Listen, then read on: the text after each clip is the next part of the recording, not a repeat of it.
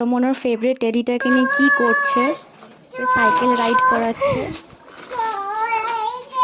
এই টেডিটা কিন্তু খুবই প্রিয়। একবার টেডিটাকে সাইকেলে বসাচ্ছে, আবার দেখবে কেমন ছুঁড়ে ফেলে দিচ্ছে।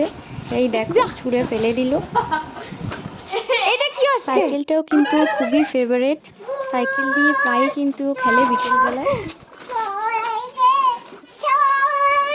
বাচ্চারা নিজেদের মতন কিন্তু খুব সুন্দর মাঝে মাঝে খেলা করে, দেখতেও বেশ ভালো লাগে।